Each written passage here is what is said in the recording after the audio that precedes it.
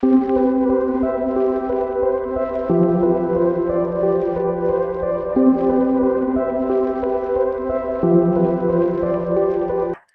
Drake Group Education Fund is dedicated to educating the public and professionals in our business with fact-based information featuring the experts in our profession so that we all might do a better job of helping college athletes realize the promise of an educational degree and becoming all they can be as students and athletes and the athletic administrators who are managing these programs. So we welcome you to our 42nd webinar. Lastly, thanks to all of our panelists for their time, expertise, and ideas, and to all of you for attending. Webinars provide us with the opportunity to share new ideas, recalibrate our thinking on issues, and get up to date on important topics. We're so pleased to have you join us. I would also like to emphasize our speakers are expressing their own opinions and not the opinions of the organizations in which they are employed or are members, unless they make that distinction in their remarks. We have a fantastic panel today, and I'm honored to introduce the moderator of today's program, Ross Dellinger, senior writer for Yahoo Sports. He is the first reporting I read every morning to get breaking news on college sports, and special kudos for his timely and detailed reporting on the pending proposed settlement of House versus NCAA. And we may not have Dominique Darius, who's our college athlete, as she has a rather busy schedule with her classes, but we'll see. It's all yours, Ross. Thank you, Julie. I appreciate it, but you've got to get a better morning reading. You need to find some better morning reading. But I appreciate the compliments. It's an honor to kind of host this panel here. As Julie mentioned, when talking about athlete compensation and employment in college sports, you have to talk about the House settlement case. And my favorite subject, right? I tell people all the time that I got into college sports to write about field goals and touchdowns, but lately it's been congressional legislation and court hearings. But that's what it is, right? My job has evolved with as college sports evolves, and it's a historic time of change. And the settlement will usher in, of course, athlete revenue sharing, but it doesn't solve all the issues, right? There are plenty of ills still out there that the settlement does not fix, and many believe that some of them will be even exacerbated with the settlement. So we'll get into the House settlement, its impacts. We'll talk specifically about employment, the ways college athletes can or could be employees at some point, what that means, the National Labor Relations Board, the Johnson court case, and we'll touch on some other things like the future models of college athletics and governance, college football playoff, transfer portal, congressional action, and the new administration, and opting in and out of the settlement, as well as Title IX in Olympic sports. So I want to get started talking about the House case, but first I'll introduce our esteemed panel here. As Julie said, Dominique might not be able to join us, but if she does get here, she's a junior basketball player at Southern Cal and a team captain. We also have Charles Grantham. He's NBA faculty associate and director of the Center for Sports Management at Seton Hall. Paul McDonald is with us, co-counsel of the Johnson versus NCAA employment case. Amy Perko, CEO of the Knight Commission, and Karen Weaver, adjunct professor at the University of Pennsylvania.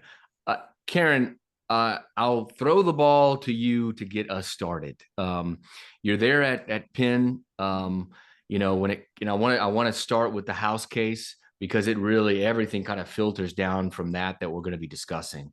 So if you could get us started on maybe your impressions of the House case and how it impacts all these things, but maybe specifically people don't realize, Karen, that it also impacts these smaller programs, lower resource programs. And could you just maybe speak about that and get us rolling a little bit? Thank you, Ross. Happy to do it and glad to be here with my colleagues. It's really an honor to be here with you. Yes, this is going to have ramifications across college athletics, even D2 and D3. I think it's important to remember that. This settlement, in my opinion, does not address nearly all the issues that we're going to talk about today. It fixes some of them, possibly for up to 10 years. But the challenge will be actually how you do the numbers and who gets what. And that is actually being worked on right now by economists for this team of settlement folks. There's many good reasons why we need to be at this place right now. Athletes have made a lot of money for their institutions over the years. They've been asked to do more and more with their time, with less and less control over their time. And the pressure has been on to perform for really 4 or 5 years. And all of a sudden, we pulled the plug on the control of their opportunities to consider other options, i.e., the transfer portal, and also the idea of maybe my name, image, and likeness has some value. Some of the things that I'm paying attention to include some of the emails that have just come out. And Julie, if you could drop in the chat the link I just sent you from Wichita State. And basically, their AD put out an email last night to all of his supporters. Of course, Wichita State is known as a basketball program. And he said, quick, quick, quick, we need $7 million. If we're going to remain competitive in this space, we've got to have 7 million. And here's why we need it. I've seen North Carolina do the same thing. Ross, I hope you'll talk about your story this morning on Ohio State's decision to add 91 scholarships to their 36 sports already. This is creating such a gap in resources that I truly worry about our competitive aspects of this. And so I worry about it from the impact on Division I, but also on this changing dynamic of the transfer portal for Division II and Division III athletes. So I'll leave it there. Yeah, Karen, and I probably meant to explain a little deeper on the House case for those listening who don't necessarily know. I like to break it down really quickly in 3 pieces. That House case has a back pay to former athletes of $2.8 billion, and all of Division I schools will pay that. Most of that money, about 85 to 90%, will go to Power 4, Power 5 conference football and basketball players. So that's one piece, is the back pay. The forward piece, of course, the forward revenue share, where all schools will be permitted to pay upwards of 20 to 25 to the end of the deal, maybe $30 million every year to their athletes, to distribute to their athletes how they see fit. And then the third portion of the settlement would be the new roster and scholarship structure, which I want to kind of turn to a little bit to Amy Perko on this. The way the roster and scholarship structure will work is there are new roster limits, and schools are permitted to scholarship their entire roster within that limit.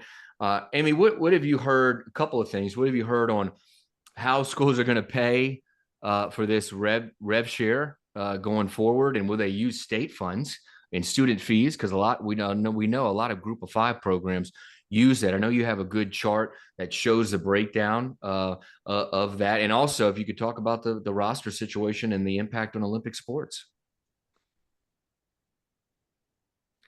Unmute for us, Amy. Thank you. Thanks for the opportunity to share with you. And I do have some slides I'd like to just show, a couple slides just to show briefly that I think sets the table for understanding the financial impact and the finances that we're talking about. And then I'll shift to the specific questions about the roster limits.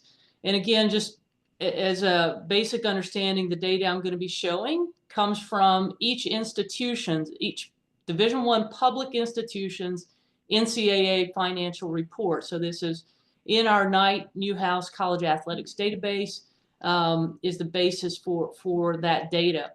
And, again, what I'll be presents this, impact of the House settlement. And frankly, for the majority of Division I think it's a reality check as well. What this slide shows is the 2023 athletics revenues, again, reported by the institutions. And it breaks it down into each of the revenue categories that is on the NCAA report. So those revenue categories are identified there in the legend on the right. And I'll get into a little bit more specifics or just an overview as we go across the Division I competitive groups with regard to those revenue categories. And you can see there at the bottom legend, this slide divides those revenue sources by Division I competitive group, starting at the left side, the FBS Autonomy 5. And it's important to note that, you know, in the House case, those are the co-defendant conferences. So you can see in that bar, the largest sources of revenue for those schools are the green, donor contributions, the blue, which is conference NCAA distributions, and those also comprise media rights and college football playoff revenues that are distributed through the conferences. And then the third large revenue source there is ticket sales. And then moving to the right, then the other Division I competitive groups, I'll just point out that the big takeaway you see in those groups that you don't see in the House co-defendant conferences are the colors burgundy and orange being the major colors. And those are the revenue sources from institutional support and student fees. So you can see in the group of 5, FBS, those sources of revenue make up about, you know, more than half of the revenue for those athletic departments. And then as you look at FCS and the Division I schools without football, those basketball-centric schools, you know, they're relying on upwards of 60% all the way up to 80% coming from institutional support and student fees. So Ross, going back to the question then that you posed, when all of these schools, the presidents, the boards right now are asking the question, okay, you know, the House settlement, those co-defendant conferences are subject to the terms, so they can decide to share revenue. They have a revenue cap. And the roster limits apply, but for everyone else outside of those co-defendant conferences, they have the choice. Do we opt in? And if they opt in, that's the big question. Where is the revenue share money going to come from? And looking at this in a really more specific way, and this is the last slide I'll show, the House settlement terms are very specific about which revenue buckets make up the formula for the revenue share cap. And those revenue share cap buckets are highlighted here in red on the right-hand side under those revenue categories. The sponsorship, again, the media rights, conference distributions, college football playoff revenue, and ticket sales. So this chart, again, this graph looks at each of those Division I competitive groupings, and this shows the median for each in that category. And, you know, the obvious takeaway is that the co-defendant conferences, those Autonomy 5 conferences, operate in a different financial landscape than everyone else. I think everyone realizes that, but when you see it laid out with the actual data, it's pretty jaw-dropping in terms of just the stark differences in the total revenues from these buckets. And then, you know, the fact that, again, the cap for revenue sharing is derived from that formula of 22% of those revenue buckets. So, of course, there's not that kind of cap for the non-co-defendant Division I schools that may opt in, but it raises an interesting question that I think some of them are, you know, asking now: can and should their conferences put in different caps that are more consistent with the revenue sources for their schools? And those are all, you know, big questions that conferences are wrestling with, because we are entering, you know, a new era and a very different financial model. So I'll stop there with, you know, with that overview. But I will say with regard to the roster limits, again, I think there's a big misunderstanding about that, but the schools, the Division I schools outside those co-defendant conferences do have this choice to opt in to sharing revenue. But once they do that, these roster limits apply. So let's just look at a case of the football championship subdivision school. The FCS, the average roster for an FCS team is 118. So if you're an FCS school and those schools, obviously depend on some of their athletes for tuition paying revenue. And so now the roster limits applied. So now you're at 105 for football. You know, the big story for the high profile schools is they're upset. It kicks off the walk-ons, but for FCS schools, those are tuition paying students as well. So it does impact enrollment management for some of these smaller Division I schools in ways that boards and presidents really need to evaluate before they quickly decide, hey, we have to opt in because we're going to try to compete in basketball. Yeah, it impacts schools' enrollment at a time where enrollment is dipping, right? And will be dipping Right. for another 10 years, I believe. 8 to 10 years are the projections. Charles, you work there at Seton Hall. You're one of those basketball schools that Amy mentioned. How does this, maybe if you could explain maybe how this impacts you and your colleagues at your schools and in your level? Well, before we talk about Seton Hall, I think we'd like to go back to this concept called revenue sharing. And we have models in front of us. There's the NFL, NFLPA, there's the NBA, NBPA. All the pro leagues are involved in revenue sharing. That's a concept that we've all observed for the last 20 years. So I'm concerned when I see revenue sharing and a salary cap on, quote, the workers, but no cap on coaches' salaries or athletic directors' salaries. You have athletic directors and coaches still being represented by council and a trade association, but we immediately talk about the restraint that's necessary on the athlete. So it's a bigger picture than simply saying, okay, let's take a look at certain sources of revenue, let's create a share, and then we go from there. The political lobby of the NCAA has persisted for the last 50 years about compensation and why we should not compensate student athletes.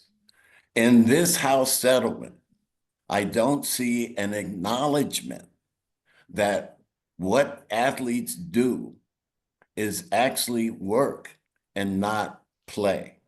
That is the first decision that we have to come up with, meaning that the NCAA must recognize that our student athletes are performing something, a task, and that we're generating so much revenue that all of us are doing very well. And all of a sudden we are now forced to share revenue with this student athlete. Now, I'm most concerned about Justice Kavanaugh's statement. Fixing price of labor is fixing price of labor. And you guys got here because you exploited the families of poor families, most of which are Black. So when I look at that as the Supreme Court justice making that statement, I don't see anything in the settlement that addresses that issue. But originally we say, okay, it's time for a salary cap. I believe that the salary cap concept, which we created back in the 80s, had a floor, but no ceiling.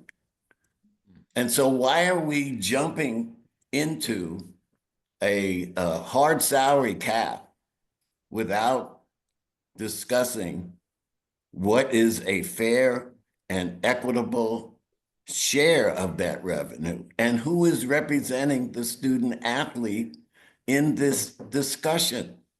No one. So how does that affect, let's say, the Big East, which is only a basketball, primarily revenue sharing programs? It's going to be competitive.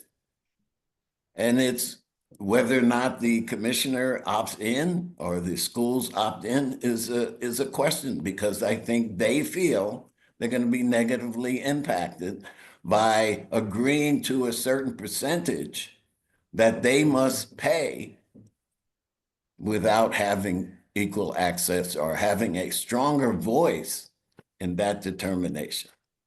Yeah, some great points there, Charles, and it kind of leads me into going to Paul now, who's as I mentioned earlier, co-counsel on the Johnson case about that was related to athletes becoming employees. Paul, a lot of people probably don't understand exactly what your case is about. So if you want to give us a little bit about your case, but also discuss what Charles is talking about, right? Which is in the athlete having a voice and having representation, and potentially down the road having bargaining, collectively bargaining. You could just speak about that. Well, first, let me say this. Thanks for having me and being included in this great group. So that's the first thing. And some folks here I've communicated with on the side, but never have actually kind of met. So Ross, you're obviously one of them. So I appreciate that opportunity. So the first thing people should understand, because the NCAA, especially Father Jenkins at Notre Dame, always talks about this idea that they don't want athletes to be considered employees to quote unquote keep them students. The first thing people have to remember is that student employment is nothing new to college campuses. It's existed for more than 50 years in the form of work study style programs. And so you're talking about, students who are working as checking IDs in libraries, washing dishes in dining halls, like in Dartmouth, for instance, filing papers in the president's office, or I think something people sometimes forget, selling you popcorn and hot dogs at the NCAA games, right? So all of those students are student employees. Some of them are on academic scholarship. And that's really the benchmark that we use in the Johnson case, because it's kind of hard to imagine a world where you say, yeah, we recognize that the student selling hot dogs is an employee, but somehow the athlete doesn't meet the criteria as much as the other students do. So that's the thing I think that people sometimes don't get, because the NCAA has been very careful not to mention work study or acknowledge it even exist in their comments, specifically the ones they make to Congress, because I think they recognize that if you try to have a legislation that singles out athletes to deny them the same employee status as the student selling popcorn, that you run into an equal protection problem. So that's the thing I think people need to understand, that work status for the athletes is not something that's mystical. It's not something that has a whole bunch of associated problems to it. I tell people all the time, if you want to have a question about, is this going to be a problem if the athletes are employees, ask the question, is it a problem in work study? And one quick example, for instance, work study is exempt from FICA. So the tax, the payroll implications aren't there. So those are the things I think people need to understand. Now, in terms of where that possibly leads us, because our case is not an NLRA case, so it's not about unionization. Our case is strictly, really, it's an employee case about hourly wages, so that the athletes would have kind of a base salary based on hours worked, similar to the other students on campus. It's actually not even related to revenue share in that sense. It's kind of a separate category. But once you are employees, of course, you do have the potential, especially if you're negotiating with a private organization or, for instance, say conferences or the NCAA, to have collective bargaining agreements, which frankly would give, and some athletic directors and coaches are starting to say this, would give the industry the certainty that they so crave, as well as immunity from being sued consistently in antitrust law, right? So your two options are antitrust exemption. We can talk about that later, why I think that's a very difficult thing for them to get from Congress, because I think it'd be easier for big tech or big pharma to do that. But the other alternative is collective bargaining agreements. And so the irony of the situation is that the employee status that they seem to be so opposed to is really very simple. It's not costly. It's just treating them the same as the kids selling popcorn. But it would give them the benefits of having collective bargaining, a collective bargaining unit, to then have the certainty and the immunity that they want so badly.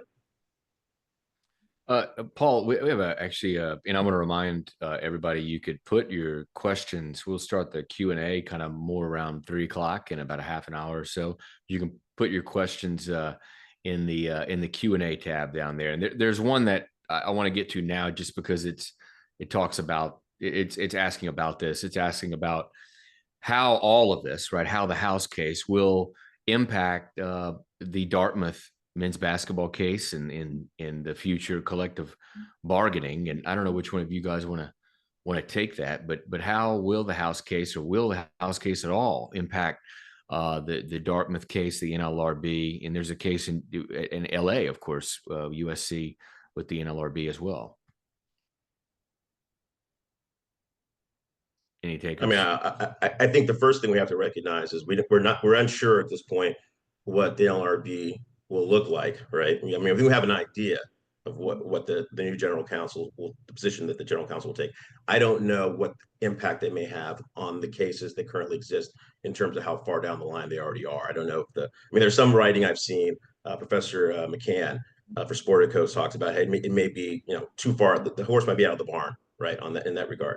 But the thing that's interesting about it, when we talk about revenue share with House, is it appears to me, and I'm not the only one I think that has this opinion, that if it were to be approved in April, as is in terms of the going forward part, that it's essentially an antitrust violation, right, from jump. So the issue, I think, it actually kind of puts pressure on the NCAA to either achieve this goal of an antitrust exemption, which again, if they were easy to get, big tech and big pharma would probably already have them, right? Or to acknowledge that collective bargaining of some sort is basically the only thing they have that could save them from, again, being sued, maybe not by Kessler and Berman, but by Hausfeld and others. So I think that's kind of the interesting piece about this. NLRB, we don't know what that's going to do, at least I don't, for those cases, given how far down the line they are. It doesn't affect our case. The FLSA is not affected by the change in administration, but that's kind of my initial impressions. The changing administration affects a lot of things, and this is a good segue into that, right? The Republicans will control the House, they will control the Senate, and they will be in control of the White House as well. And there's a sense among NCAA leaders and conference leaders that this is certainly a positive for a few reasons. For one, getting a protection that's in a college athlete bill or legislation, getting it through that grants the NCAA protection to enforce its rules, but also prohibits college athletes from becoming employees. And then the second part of what they believe Republican sweep will do is change over the National Labor Relations Board and probably impact the board in their rulings when it comes to are college athletes employees or not. Karen, you want to speak on, and maybe Charles, you can follow, because I know that you have some takes on the Hill and what this means for the NCAA. Well, I think it's a little early to know. I know there's a lot of discussion about the fact that Ted Cruz, senator from Texas, will take over the role that the Commerce Committee will play in this, which is a significant role in all this.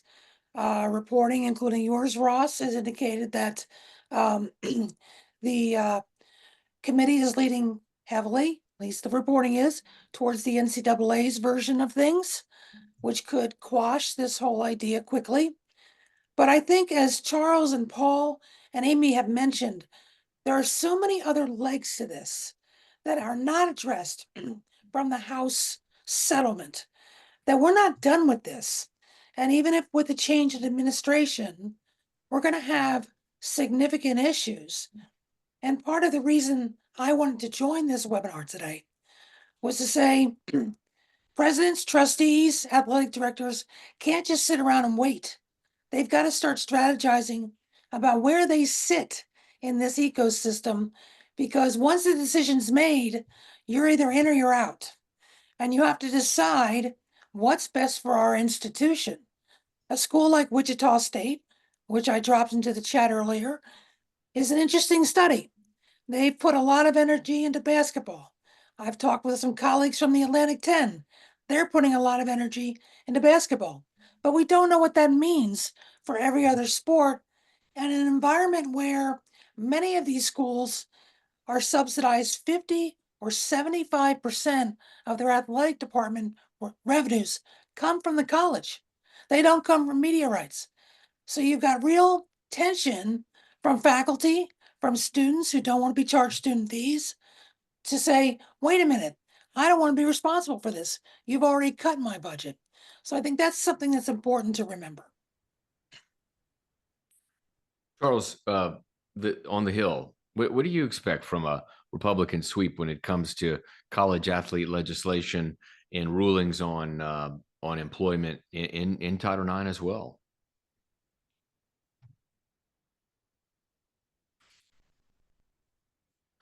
You got us, Charles? Okay, unmute that.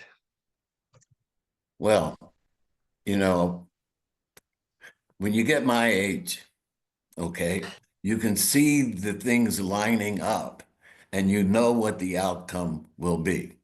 The political lobby of the NCAA has been dying to get into this position. It started with hiring Mr. Baker as president. They recognized that the legal challenge from their perspective was gone after Mr. Kavanaugh authored his vision of where this, quote, revenue sharing, amateurism business model is going. And so now we sit with an administration that would like to not only cancel the NLRB, not just modifying it, but canceling it. And at the same time, you have Mr. Cruz, who has already met with the NCAA and several of his Congress members. And what is he saying? He's saying that we want the NCAA to have what I consider close to a labor exemption to the antitrust law, which would essentially name, image, and likeness and put all this back in the genie in the bottle, put it back under the control of the NCAA. And when that happens, forget about the NIL, because that's going to have limitations. And all of a sudden, we're almost back where we started from 35, 40 years ago, with the NCAA being in control. And the reason I say that is because certainly for the last 25 to 30 years, the NCAA has been in control of its destiny, but they chose not to. They were being forced to do everything that we're now addressing. That's right. Ross, if I could just Forced by follow the up real courts quick. and the state lawmakers. Yeah, go ahead, Paul. Yeah. So a couple things. First, just one brief thing I saw in the chat. People asked about employee status for athletes vis-a-vis, say, student extracurriculars. I think people need to understand student-run groups, by definition, are not controlled by the university. They're student-run. So if you go into any university's online directory for student-run groups, you'll see band, you'll see debate, you'll see newspapers. All of those groups are defined by the university as learning experiences because students are running them and making all the rules, so on and so forth. All of those are not employees because they are student-run. So when we talk about athletes, we're talking about the most controlled students on campus, more controlled than anyone else in terms of their time, which is something Karen made reference to earlier, in terms of the fact they can't take classes during practice. Everyone else, including work study students, get to have their work scheduled around their class choices. You know, not every athlete wants to be a communications major. So I think that's the first thing people need to understand. Now, in terms of Congress, I'm not so worried about it for this perspective. Because the NCAA has so far been able to prevent the conversation from being around work study, I don't think a lot of people in Congress necessarily recognize that, again, treating the athletes differently than you treat the student selling popcorn, not only is that a problem in terms of optics, but again, there's an equal protection problem. If the athletes meet the standard as much as the student selling popcorn, and really, come on, there's no doubt they do, then you can't say one set of people get to have this status and one set doesn't. That's a non-starter in federal court. I'm very convinced that if that were to happen, that would be struck down on equal protection grounds. The second thing is the filibuster. I think people need to remember, in the Senate, you got to get 60 votes. John Thune is most likely not going to change that for regular legislation, which is what this would be, because obviously if they did so, the next time the Democrats are in control, the John Lewis Voting Rights Act is the first thing that gets passed without a filibuster on normal legislation. So I think this idea that this is automatically going to happen or could happen is still a bit too soon to say that. And the last thing I'd say, I'm hearing also reports that there's going to be a push to ban transgender women from women's sports, and that might cause a problem in terms of getting agreement on the NCAA side. So there are all kinds of other moving parts that are going on that I think still work against this being passed through the Senate, at least. Ross, can I just add one more point to that? I think it's really important to remember that the Dartmouth case brought up two key measurement things that I haven't heard people talk about before. One was the paid coach. The paid coach is directing the labor force. That's what makes part of this issue a problem. The other one is control over the time. And I think when I talked to Michael McCann at Sportico on my podcast about this, you could even make that argument, if that argument survives, that that's true in Division II and Division III. So we fundamentally have an issue where not only do those things exist in college athletics consistently, but we have accrued more of the athlete's time over the last 2 or 3 decades than ever before. We're asking more of them. We're controlling more of it. One of my colleagues yesterday said this is about controlling the athlete so they can't do other things, maybe get themselves in trouble, who knows? But the idea of control is a huge piece of this. I don't want to lose sight of that. Yeah, absolutely. It's a good Can- point. Can I Amy, jump in on yeah, the go ahead, Amy. control? Mhm. Yeah, I just wanted to point out and really highlight really important work that's being led by athletic directors at the 1 AAA FCS level. So there's Division I schools that are basketball centric and FCS, and they've created and are proposing a new model for their schools. And what they did, and their work started over a year ago, and it was really focused more on the risk of employment of athletes. And they did a really hard look, had legal experts advising them on what are those triggers of employment, and control, what has been mentioned here, is certainly one of those triggers. In their work and their presentation, they worked with athletes and created a control scorecard, if you will, of where athletes feel that coaches overstep in terms of controlling their lives. And this scorecard, when this group has presented this, it's something that administrators, coaches, athletes immediately want. Can I have that scorecard? We need to evaluate our program on the basis of this scorecard. So there's a recognition that of those schools that, number one, we have to be very intentional about training our coaches and our athletes of, what's appropriate control in athletics. They've also looked at, benefits. Who are the beneficiaries of participation? And then how can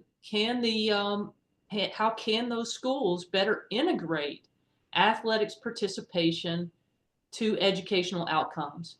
And they've done some, really important work that's really a paradigm shift around looking at athletics participation as similar to performance arts, similar to the way, performers in music and dance at a university and those performing arts are integrated into a curriculum that the academic enterprise has oversight for.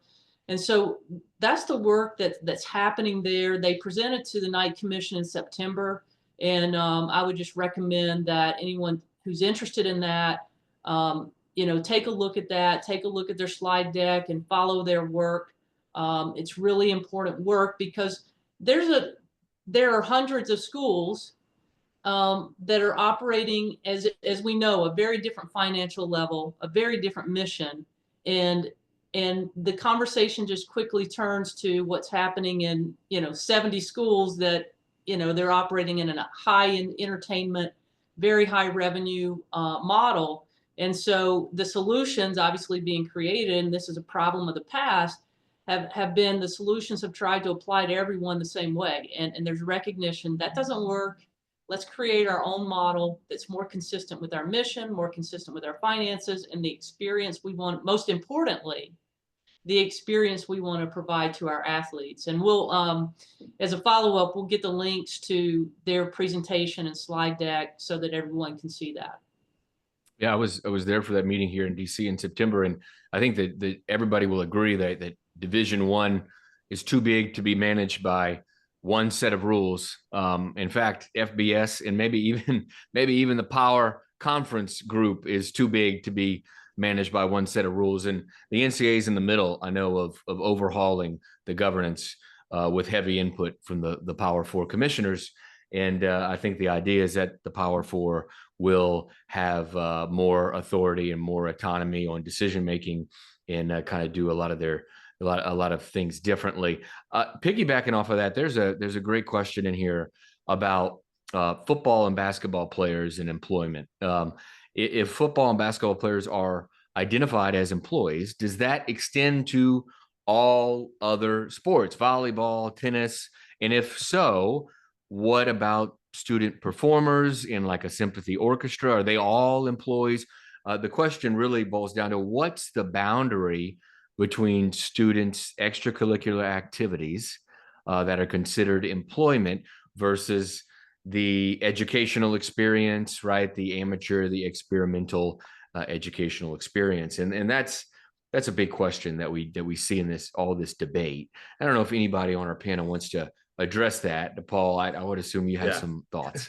It's the student-run organization difference. So if you go to any college's website, they have a list of student-run organizations.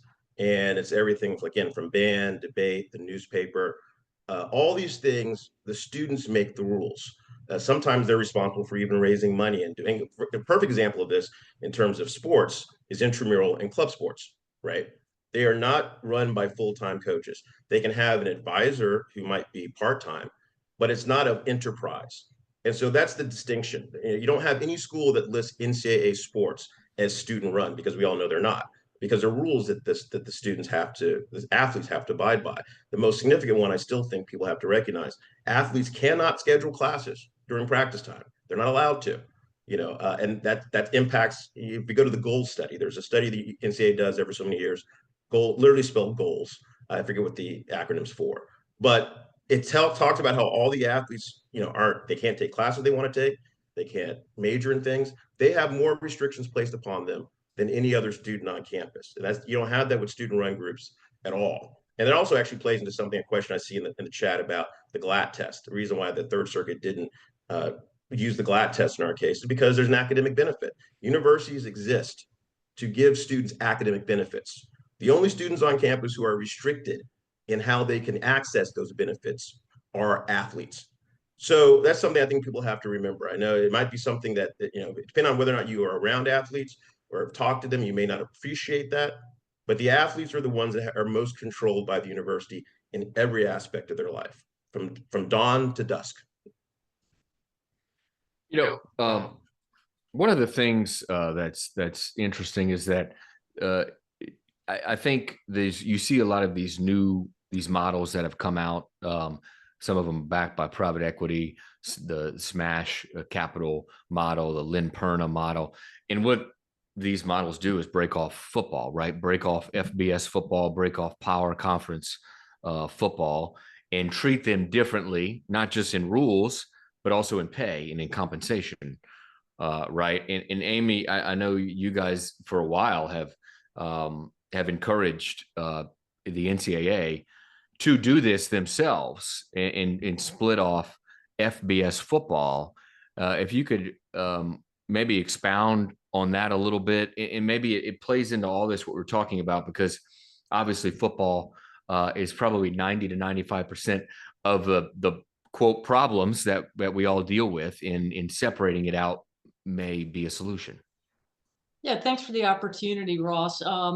And it was actually 4 years ago, 2020, which now seems like a lifetime ago. I often say, we're living the dog years of college sports, because every year you have 7 years worth of changes of policy that's been happening, really what we've seen over the past 4 years.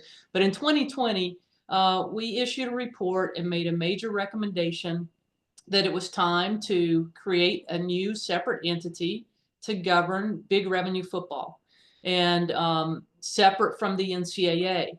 And that entity should be funded by the college football playoff. It was pretty surprising and in some ways depressing to us at the time in 2020 that, frankly, a lot of university presidents, others, media, a lot of stakeholders in college football had no idea that the NCAA has no control over the college football playoff. The NCAA makes zero in revenue from FBS football, and yet the NCAA covers all the liabilities for the sport. The House settlement being the House case being one of those, in terms of when you see the majority of the damages are going to go to FBS football players. So we felt at that time in 2020 that for the future and to begin to start to find solutions, it was best to create that separate entity for football. And then that entity could more narrowly tailor the solutions to the actual problems. And so now we have there's been a different approach, and it's obvious the solutions are really designed towards handling the big revenue football kind of commercialism and the athletes' revenue share within that. But we're seeing all the negative impacts on roster limits and all these other opportunities that are going to impact other sports in ways really that don't have anything to do with the original set of problems. So, now we see these independent groups that you've mentioned that are creating, different proposals for single entity and separate league for football. Now, those have, different objectives in mind and have been able to show that they would create more revenue. But, on the point that when we recommended in 2020, one of the key points we made, and this is a point that I bring up because it's not resolved by the House case, and it's a point that Charles made earlier, is that in our proposed entity, college football players would have a greater voice in the governance of this new entity for big revenue football. The House case does not change any of the current problems within governance, and it does not change the lack of a football athlete's voice and vote in the governance of any of these structures. So again, we still believe and stand by that proposal. And frankly, I think in 2030, if you look that far out, I think we're going to see a single, super league in football, because that's what TV is going to demand, and that's where that sport has been driven in the past. But so our point is, we could avoid a lot of the negative impacts on Olympic sports opportunities if we just figure out how to get back to that kind of solution and figure that out. It's going to be the best for college sports. Charles, earlier you mentioned something that kind of drew a question from Donna Lopiano. It's a good one. What would you think of controlling coaches' salaries through some kind of congressional intervention or statute of some sort, some kind of mandate where it would mandate schools that receive federal funds that they must provide their athletes with financial assistance and benefits in the aggregate that are equal or greater to the compensation to coaches?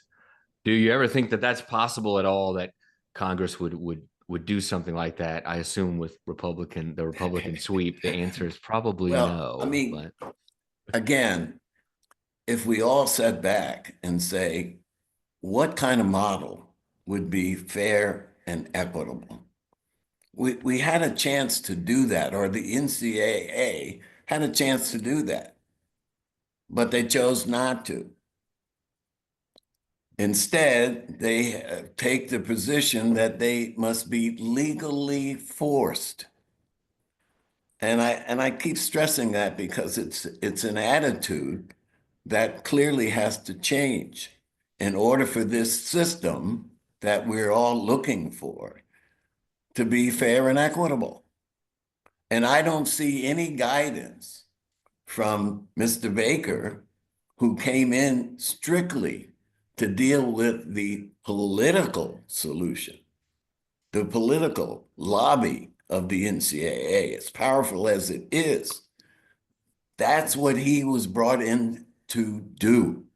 So when I hear about, let's say, the potential filibuster, hey, the Democrats are going to have to figure out strategically, where are they going to filibuster? Which ones?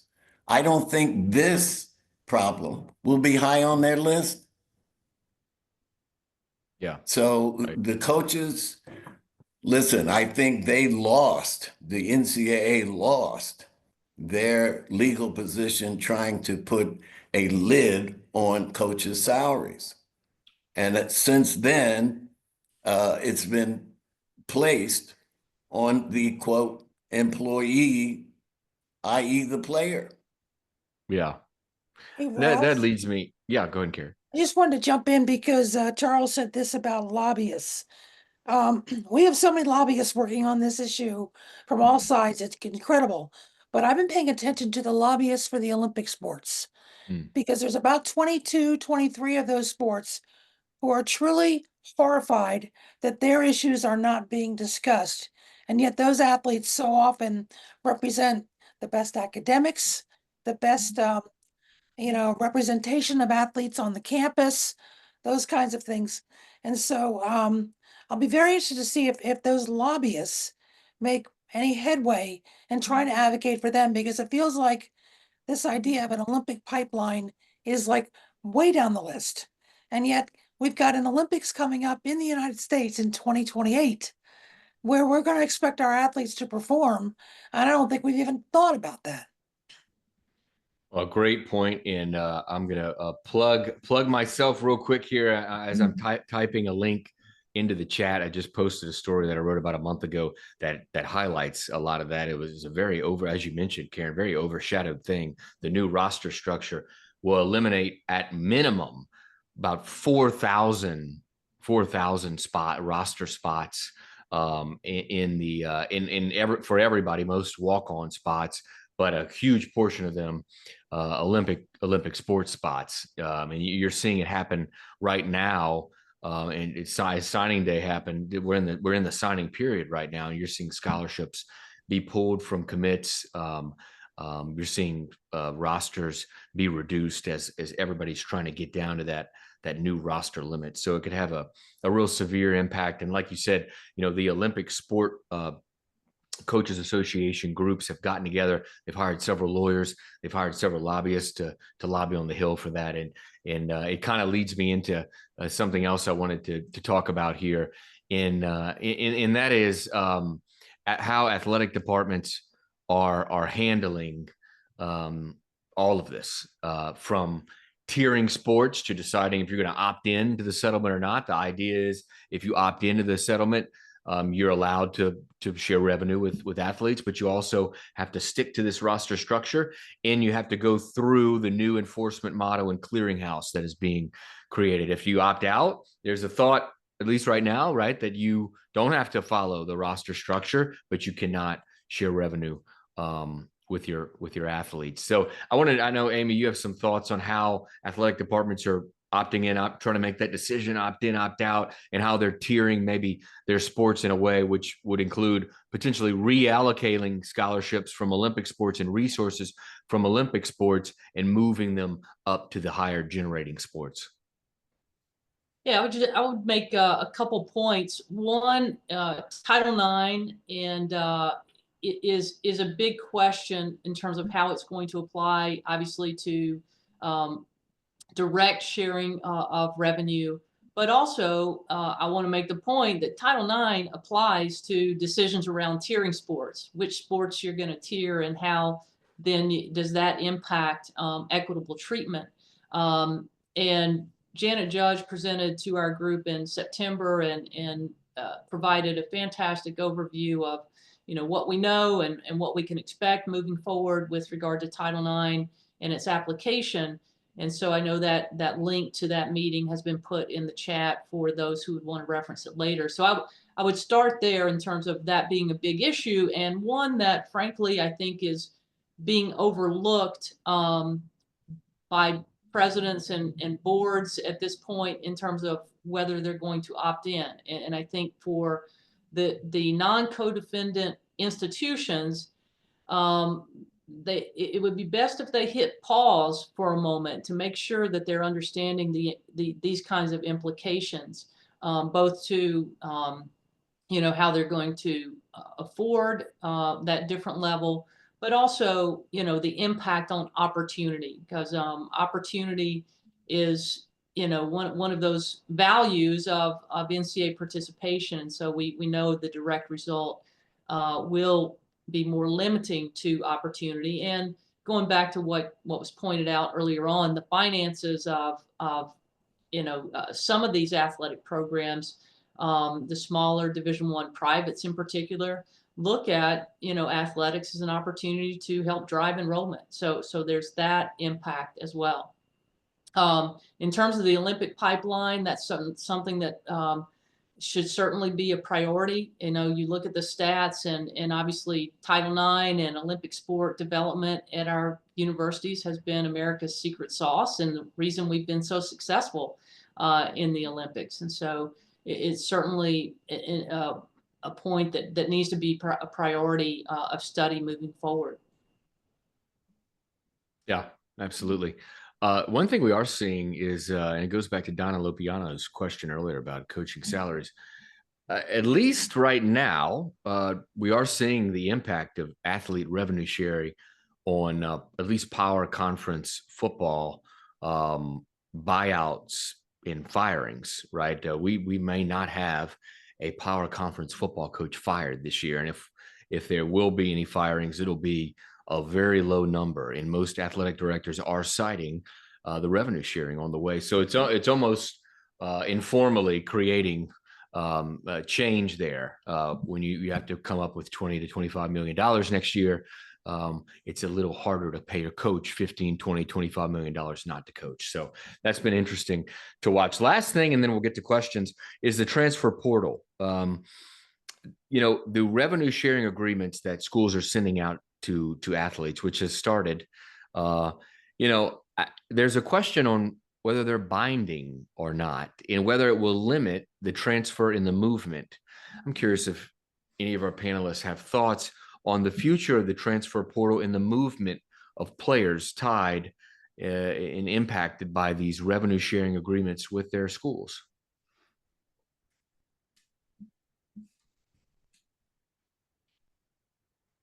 Don't jump at once, everybody. Well, let me start out by saying that the transfer portal is equivalent to free agency, and it's a supply and demand marketplace, which is based on, right now, name, image, and likeness.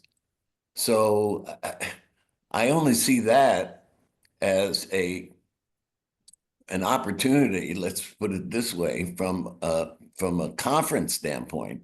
They may want to put some limitations on that, but I think they're awaiting this federal bill, which will regulate name, image, and likeness, because that will have a major impact on the transfer portal.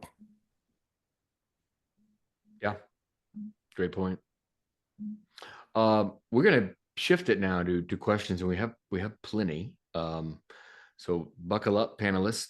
This is the first one is a tax question, always fun. For tax purposes, what are we considering this revenue sharing going forward? 1099 scholarships, scholarships above the cost of attendance, or other. I will say this, I'll just give my thoughts on this. It's not specific to tax purposes, but the agreements, the revenue share agreements from schools to athletes, from what I understand, will be name, image, and likeness agreements for the schools to basically buy the rights of, maybe not exclusively, but buy the rights of a player to use in endorsements and commercials and things like that. So it's, from what I understand, it's an NIL agreement, but please, our panelists, weigh in on maybe that, if you could provide any other information. All right, we'll move on. I think that probably did answer it.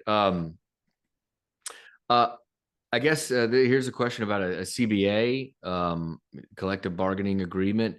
If there ever was to be a CBA, how do you think it will be similar or different from the CBAs that we see in professional sports? Paul, not sure you want to weigh in on that.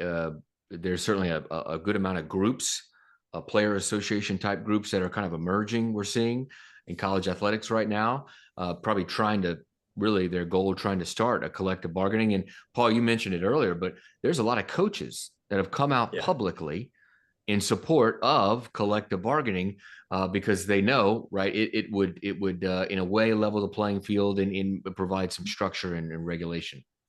Yeah, I was actually in the process of answering a question in the chat that kind of goes to this. So collective bargaining, I think a couple things. One is keep in mind it can be done regardless of right to work state, so on and so forth, if you're talking about a private entity on the management side. So and you see that all the time in pro sports, right? So if you're talking about either the NCAA or a conference as the management unit, it can be done regardless of whether you're in a right to work state or region, as the case may be with the SEC. I think that was the question I saw. The other thing is that it doesn't have to be all the athletes in the same unit. You can have units that are based upon sports, which I think makes sense because of different revenue considerations. You can have one that is, for instance, Olympic sports, and if they have enough commonality in the issues that they're concerned about, and then also it gives the athletes a chance, because the question I was kind of sort of answering in the chat had to do with mental health issues. A lot of these things that athletes may want right now, they have to depend upon whether or not the NCAA grants it to them, right? So for instance, perfect example, we've been talking about academics and time issues a little bit today. So the athletes may very well want to limit the time they spend on athletics to 20 hours a week, which is what the Accountable Athletically Related Activities, CARA, is supposed to do. But what ends up happening, we know from the goal studies, is all the athletes, whether you're in tennis or whether you're in football, will spend anywhere from 32 to 42 hours a week devoted to their sport. The athletes may want to limit that, and they can bargain for that through collective bargaining, as opposed to having the NCAA frankly say, we're less concerned about your academic issues. We're more concerned about you doing what we want you to do to make us money. So collective bargaining is crucial. And I think, again, it's crucial for the athletes, but it also gives the sport the immunity they want from antitrust cases, and also gives them certainty, so you don't have to worry about rules changing or people interpreting them certain ways. Let me check. Yep. One thing is for sure, that collective bargaining could be a solution here. The problem is that the NCAA does not want to collectively bargain because, clearly student athletes today could become associate members of their respective sport unions as associate members. And then the NCAA could negotiate a collective bargaining agreement. Those are ideal situations. But again, the NCAA is totally opposed to collectively bargain agreements. A good point. We get to another question here, and this is a recent thing that happened. I saw it maybe last week. The governor of Ohio approved that athletic departments within the state of Ohio can provide money directly to student athletes under NIL. Several states have done this. Virginia also has a similar law, Georgia as well, and in Illinois. A lot of people are asking why this has happened, and I think there's a couple reasons. One, it gives school collectives in that state or schools in that state a more ability to, for lack of a better word, fund their collective based on their state law. Can you guys hear me? Did I cut out? Yeah, I think your screen cut out, but we can definitely hear you. But you can still hear me. Okay, good. All right. The voice is all that matters. You don't need to see my pretty face. But I think for reasons, I think it gives the laws give schools the ability to basically fund their collective right now and communicate a little more with their collective. I think this person is asking, by default, does the House case make athletes employees? They are getting paid by the school. And I don't know if, somebody who's on a campus, Karen, just that right there in itself, right? I mean, schools are paying athletes. Now it's under the guise of NIL, right? But for the most part, this is pay for play. Uncharted waters. I think you might find states, campuses, public versus private, viewing this differently. So I don't have an easy answer for that. Yeah. Paul, your thoughts on that? I mean, what the House case does to the employment yes, I mean, it's always been this thing going back to the Regents case, Board of Regents case, when the NCAA used to always cite the dicta in that case, which had nothing to do with employee status, or only had to do actually with conferences being able to negotiate with networks instead of the NCAA owning the rights to televise football. They talked to, oh, athletes must not be paid, was something mentioned in that dicta, which has been rejected. It was first rejected by the Ninth Circuit in the O'Bannon case, and then rejected by the Supreme Court in Alston and various other cases now. People are like, that's dicta. But the thing, so yes, it does. I mean, the payment aspect of it certainly comes into play with employee status. Again, it's kind of an interesting thing because I don't know if people realize this. Division I, Division II athletes have timesheets, just like their fellow students who are working in the library checking IDs. As one person told me, they weren't really working in the library. They were basically getting paid to study because there wasn't anything to do really at the library. They have timesheets. So in effect, they are treated like employees for all intents and purposes, except they don't get an hourly wage. And they don't have the ability to do things like in Dartmouth, in the case of Dartmouth, with the dining hall workers being able to unionize and get paid. By the way, in Dartmouth, $21 an hour in a unit for a service that doesn't make money for Dartmouth. So, the whole thing is a bit upside down. And again, it's specifically upside down when you consider that, as Mr. Grantham said, that the solution to all of this could easily be collective bargaining. And so it's kind of an odd thing that the obvious solution, that you have on the one hand, people who claim to be concerned about students, about young people, advocating for them to have fewer rights than the students selling popcorn. And at the same time, finding ways not only monetize their performance, but in other ways, in terms of indirect results. 50%, I think, of women who are in the C-suites of top companies in this country played NCAA sports. So there are benefits, even to sports that people say are quote unquote non-revenue, that these schools get from these sports and from these athletes committing their time and energy. And it's really disturbing that they don't want them to have the same status as a student selling popcorn. Yeah, just remember that the NCAA could acknowledge someone to represent the interests of the student athlete. And if they would, through that acknowledgement, they could engage in collective bargaining, but they choose not to and have chosen not to for the last 50 years. There's a reason for that. There's another question here, Amy. Maybe you could speak about it because it is a little bit about the splitting off maybe football and basketball. Has there been any discussion of a model where football and basketball programs become for-profit clubs or entities outside of the university, where athletes, need to not be students? And it's interesting, and I'll let you think about that, Amy, while I tell a story. During COVID, I remember a conversation I had with a Power Conference athletic director who said, Ross, in 10 years or maybe 20 years, our athletic departments will be broken out from universities, and we will license our football stadium and our basketball arena and our colors and our marks, and we will be for profit. He said that to me, that's going to come down the road. So Amy, I don't know what you think about that.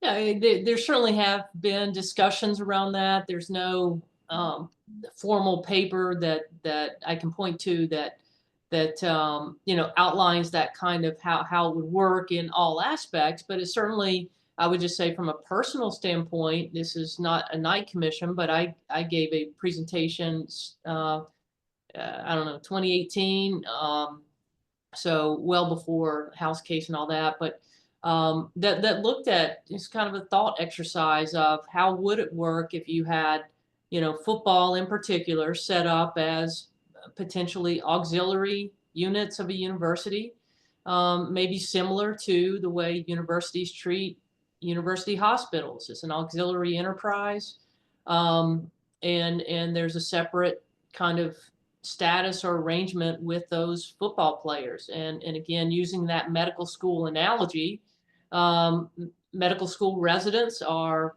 employees, are paid a salary. So, there certainly is, there are different models within the university and their auxiliary spinoffs, or even all auxiliary units. So, certainly that's a concept that has been discussed and probably should be studied in more detail as we move forward. Hey, Rob, Private equity can I awaits just the opportunity. Yeah. Yes, it does. just want to add one thing to Amy's Ken. comments. Many of the schools, and at least public schools in the Big Ten, their athletics departments are already auxiliaries because of the way they're treated in the financial structure. Right. So that designation is unique to each campus, but that could be a way in. There's a question in here about player contracts, and I think we answered it, but I want to go over it really quickly again. The question is with respect to the transfer portal and the difficulty by coaches to build a team and keep players and build a roster. Could schools sign athletes to multi-year binding deals in the rev share world that will provide athletes with enough in return for them to give up their transfer rights?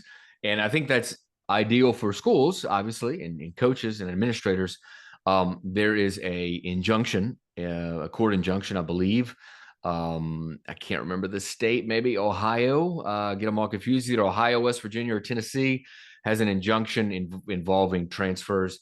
And right now, the NCAA can't enforce their transfer rule. So I don't know a school could put, could sign athletes to multi-year deals. And I've heard that they are trying to sign athletes to 2-year deals. Many of these deals that are going out are 2-year contracts, but I'll be interested to see if schools will enforce any kind of liquidated damages or buyouts in a contract if an athlete leaves, because the first one to do that, your recruiting will be severely impacted. But the first one to do that, others might follow. So I think it's just still kind of up in the air a little bit. Another question, does anybody have any thoughts about what happens when there's an appeal of any approval of the House settlement? What does the NCAA and athletic departments do during the appeal? I can answer that just briefly, and maybe any of our panelists might want to weigh in. But I've been told that the NCAA plans to permit schools to share revenue with athletes, no matter if the House case goes in or not. It's July 1. It starts, and that's a lot of the reason why I think we're seeing states pass some of these executive orders and these laws to permit that. In case there is an appeal or a denial of the House case, these schools will be allowed to do it based on state law. But I don't know that the NCAA is in a position to get in the way of revenue share starting, no matter what.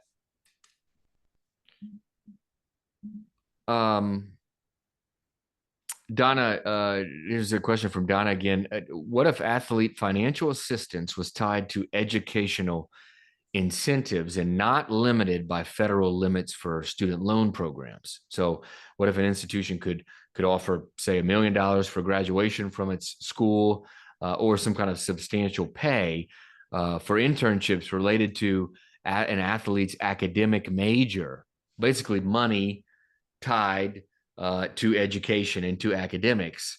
Amy, I didn't know if you guys have spent time with some of that. Could you weigh in maybe? Let me give an overarching comment first. I think with regard to the question asked and tying incentives to education, that really was the heart of the Alston case, saying that the NCAA could not limit educational benefits.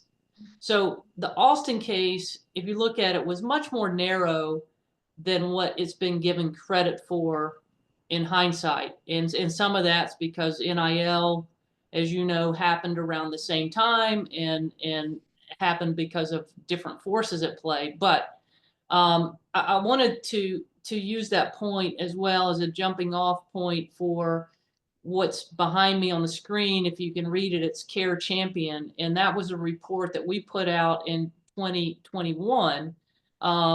Again, recognizing there needed to be a new financial framework for college sports. The financial framework couldn't necessarily come from the national level and impose again on everyone in the same way, but it was really a conference-based plan. And CARE stands for Connecting Athletic Revenues to the Educational Model of College Sports.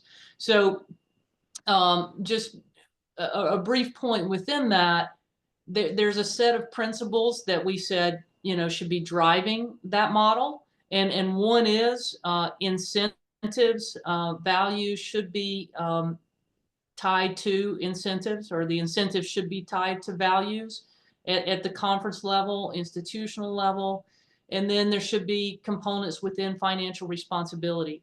I wanted to bring that up. Goes a little bit off target of where the question started, but we've talked a little bit earlier in the session. It was brought up around coaches' salary caps, and I wanted to make the point that within our model, our care model that is conference-based and was vetted by antitrust attorneys, we believe and still believe a conference could put in place some standard of financial responsibility as an individual conference, and it could be something like a luxury tax on football coaches' salaries that exceed a certain benchmark for that conference. And that conference could withhold X amount of distribution from that school if it chose to do it that way. The way the NCAA chose to do it way back in the law case was clumsy and not done well. And so it's unfortunate that that case has been used and that there's a reason to say, oh, we can't do anything about coaches' salaries.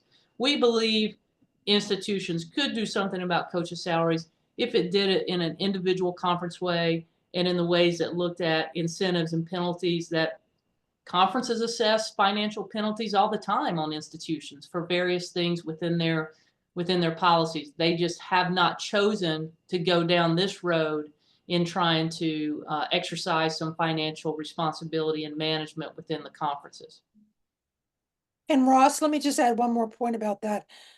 I think, as Amy said, we've overlooked the possibilities of the Alston decision. You know, coaches could say, if you want to go get your master's degree, we'll pay for it. If you want to go to medical school, we'll pay for it. If you want to go to law school, we'll pay for it.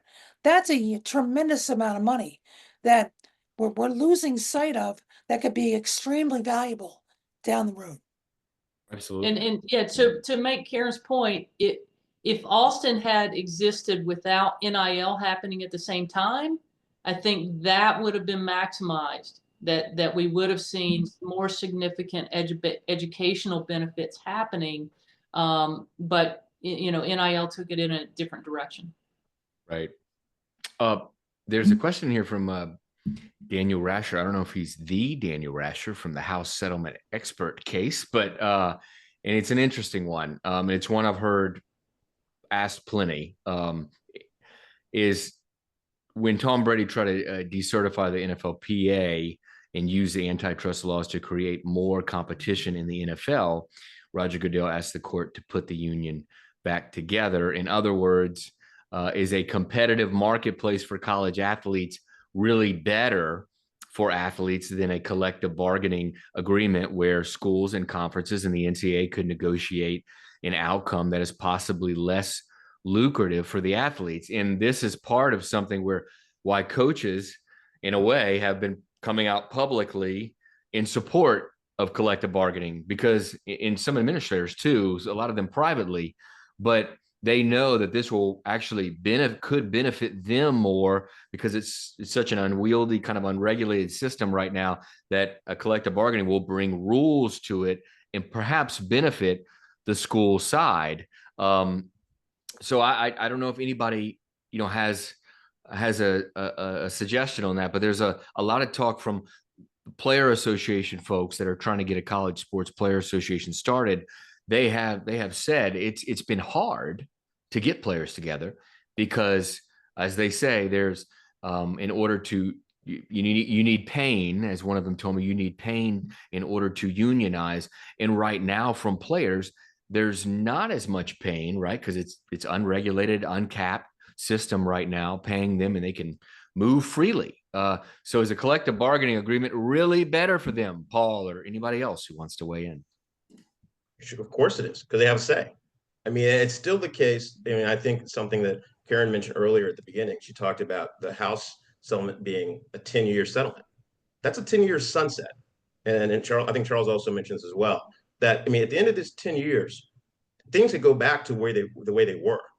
And I frankly, if you want to be a cynic, and I tend to be when it comes to the NCAA, that's what they intend on doing. So the only way you secure anything that has been offered by the NCAA as a means to try to ameliorate or try to placate folks anything they've done, the only way you secure it permanently or for a longer period of time is through a collective bargaining agreement. So all these gains that people think are being made can be gone like that at the end of 10 years. Nothing's entrenched. There's no reason to think that an institution that has valued paying the adults over, who, by the way, are not the necessary labor here. Let's be very clear. I love Jim Harbaugh because of what he said last year during the Big Ten championship media call, where he said that he'd happily take less money for the athletes, all the athletes, to be paid on a minimum wage scale. But also, he's instructive because when he was disciplined for those 4 games, suspended for those 4 games, they still played the games because the athletes were there.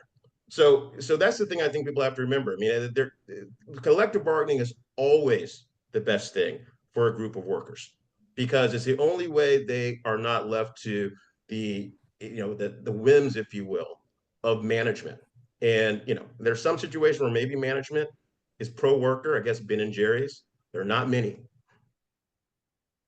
Yeah. Collective bargaining also gives a dispute resolution system, which is clearly absent in college sports today. So all this talk about not being an advantage, I'm sorry, for the athletes today, because they're feeling name, image, and likeness and the transfer portal, they're feeling like free agents, that could be gone tomorrow. But the idea of a collective bargaining process can institutionalize some of that stuff. There's a question here about Title IX, which we probably haven't discussed really enough. So it's good to spend maybe the last 5 or 6 minutes here discussing Title IX. The question is regarding Title IX in the House settlement.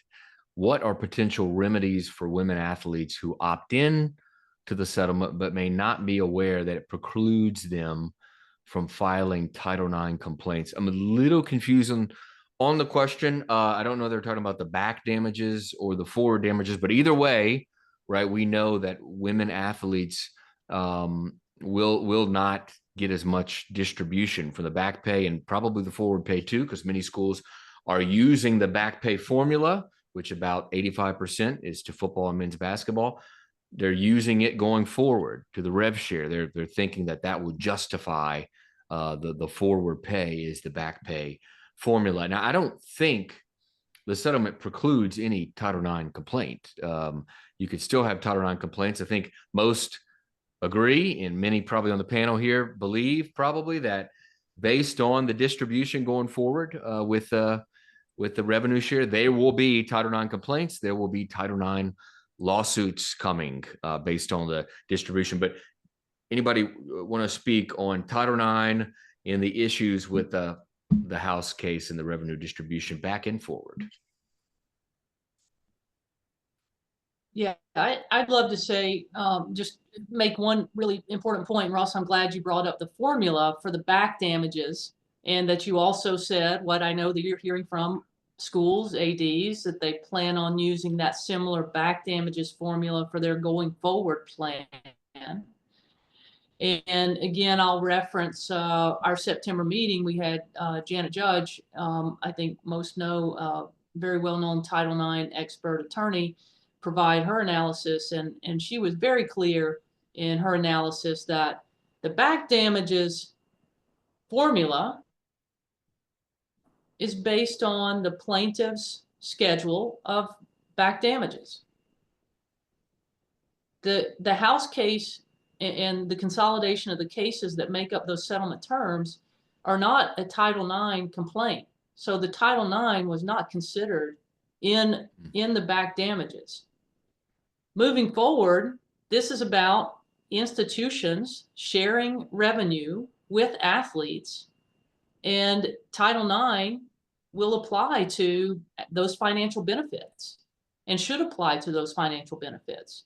So, in my view, based on the expert opinions that I've heard, I think it's a mistake for athletic directors think this formula is a Title IX compliant formula moving forward.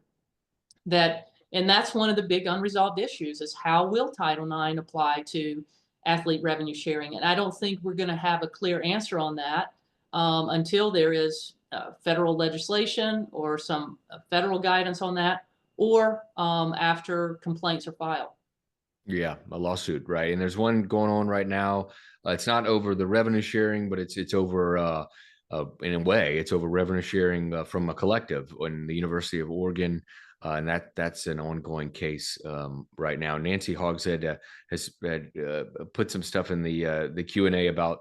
I think the question was referring to back damages for women athletes and how if they opt in to accept the amount offered, which could be as low as $80, she says, for women athletes, then it precludes any lawsuits. But going forward, it does not, right? So going forward for rev share, we will certainly see Title IX lawsuits in complaints filed. One last thing here, maybe last question we'll get to. Do we have any auxiliary enterprises that engage in separate sex programs, pro sports entertainment for the campus community that are maybe male only? Donna asks. I don't know if anybody has any thoughts on that one.